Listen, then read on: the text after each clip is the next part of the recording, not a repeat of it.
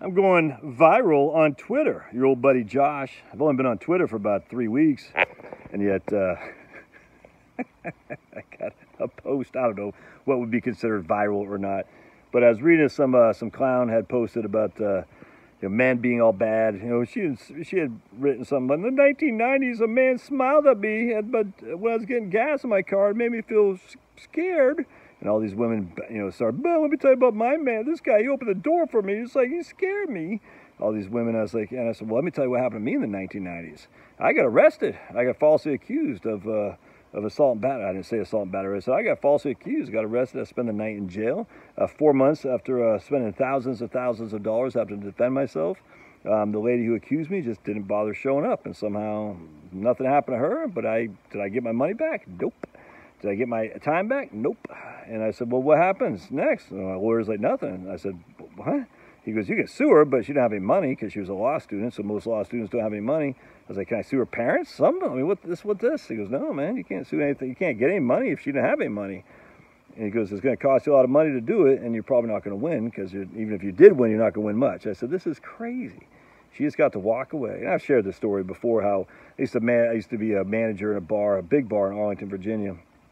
I started off as a dishwasher, then a busboy, then a bartender, then a server, then a manager. And these people were smoking, these law students were smoking in the non-smoking section. And this is back when you had smoke, you could still smoke in the bars. And I said, dude, just go over to the smoking section. It's like a Sunday night, pretty much dead.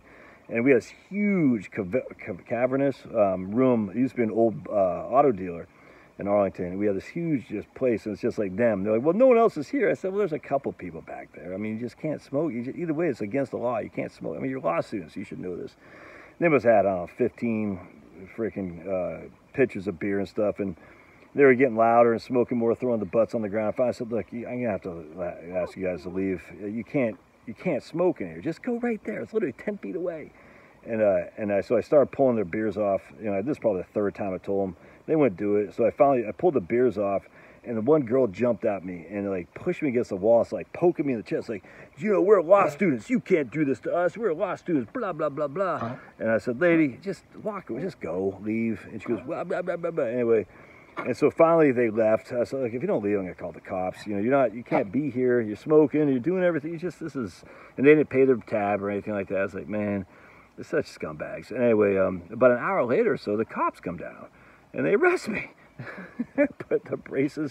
Put my hands in braces behind my back, take me to the local courthouse, the jailhouse, to spend the night over there. And 4 months goes by, I'm trying to defend myself. And the crazy thing was, we had basically a skeleton crew, because Sunday nights were notoriously slow. So it was only like me and 4 other people, and only one of them, or maybe 2 of them, saw what happened. Where this chick, she had like part of 8 or 10 or something like that. They all took her defense for a side of it. And I was like, I didn't do anything. I mean, literally, I couldn't believe it. I said, what, just because they have more more partisans, that makes me guilty? Essentially, they're like, yeah, that's why we're arresting you. I said, this is freaking nuts.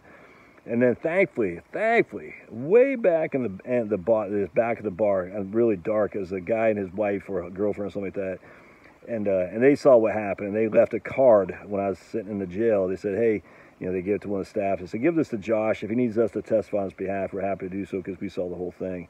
Thank God they did. Anyway, so I told my lawyer that. He goes, that's good, because if not, it would have been their side against yours, and they have more on their side, and you would have lost. I don't know if that meant jail. I don't know what it meant. I was like, holy crap, dude, crazy. I mean, again, I don't know what the charge, I can't remember what it was, but I think assault and battery or something like that. I was like, what? If anything, it's the exact opposite.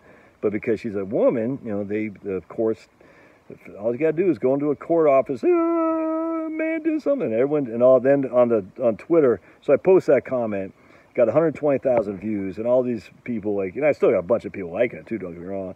All these people, all these white male saviors, white feminists, like that guy from stupid Pearl Jam who was bashing Harrison Buckner. I was like, Bucker, whatever his name is. I'm just like, dude, you guys are the worst. Like, oh, I've never met him. I'm a man. I've never met a man who's been, had this happen to him, falsely accused. I said, well, I don't know what to tell you, brother, but it happens all the time. Just because you don't know doesn't mean it doesn't happen. And all these people just, these feminists like, oh, thanks for mansplaining this to us. Oh, you're trying to make this about you. I said, no, I'm not trying to make it about me. You're the ones making it about me by responding and being evil towards me. I just said this is what happens. And if you're going to bash a whole group of men saying how evil and dangerous they are, I going to tell you the exact opposite of what happens with women towards men. How you guys get away with everything. All you got to do is I mean, just look, any divorce settlement, we all know who wins in this every single time. And I said, so there's two sides to every story, and men have a side, and they have a right to tell their side too. And we're not going to sit there idly by while you try to reinvigorate Me Too. It's just not going to happen. Anyway, so long story short, the chick didn't show up in court, and all these feminists on that thing, how dare you call her a chick?